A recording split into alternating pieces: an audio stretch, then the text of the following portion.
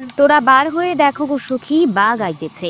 শুক্রবার রাত ৮টায় হারিয়ে যাওয়া সেই প্রাচীন বাঘের ব্রত, বাঘের সিন্নি লোক সংস্কৃতির সেই পুরনো গান ফিরে এলো খোয়াইয়ের পূর্ব জামপুরা এলাকায়।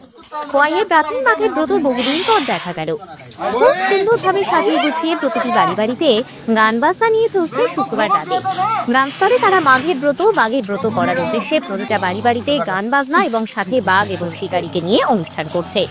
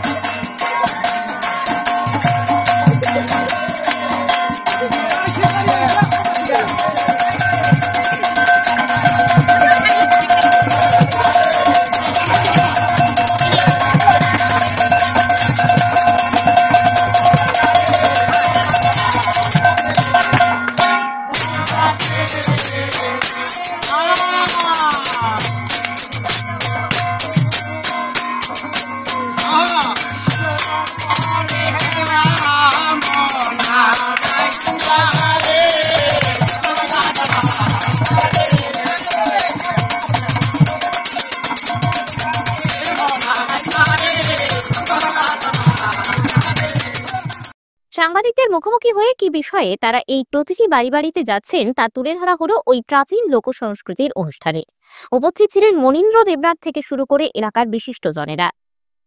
নমস্কার, আজকে আমরা পূর্ব জামপুরা লোকসঙ্গীত প্রিয় জনগণের উদ্যোগে আজকে বাঘের সিন্নি বা বাঘের ব্রত উপলক্ষে আমরা বাইরেছি পাড়াতে।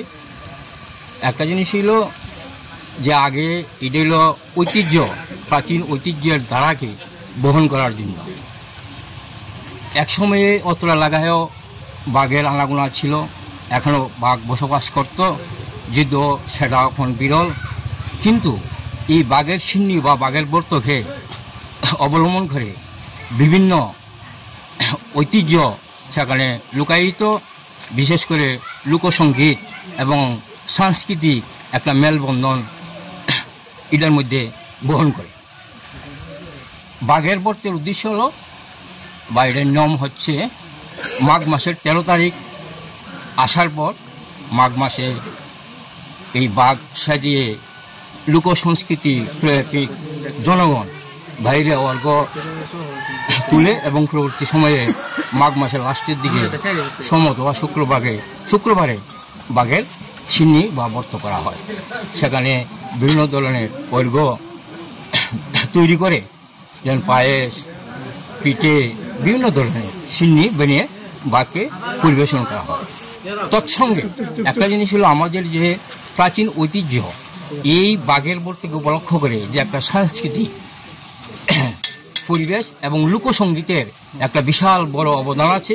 সেই লোকসঙ্গীতকে যাতে বর্তমান প্রজন্মের কাছে তুলে ধরা হয় এবং আমাদের প্রাচীন যে লোকসঙ্গীত এবং সাংস্কৃতিক মেলবন্ধনের যে একটা সুন্দর উপস্থাপনা ছিল, সেটাকে আমরা যাতে আগামী দিন ধরে রাখতে পারি এবং সারা ত্রিপুরার পাশাপাশি বিশ্ববাসীর কাছে সেই বার্তা দেওয়া যে আমাদের যে ঐতিহ্য, যে সাংস্কৃতিক এবং লোকসঙ্গীতের যে একটা ধারা ছিল, সেটাও যেন আগামী দিন বজায় থাকে, এই উদ্দেশ্যে আমরা আজকে আপনার তো হারিয়ে যাওয়া যে পুরানো স্মৃতি এগুলি আবার পুনরাবৃত্তি যেন হয় তার জন্য হয়। এটা তো বিশেষ করে খোয়াইতে খুব কমই আজকাল যারা শিশুরা বা 25 থেকে 30 বছরের যারা আছে তারা কিন্তু জানে না বা চিনে না, যেটা প্রচারের মাধ্যমে বিভিন্ন ধরনের সঙ্গীত রচিত হয়েছে এর উপরে।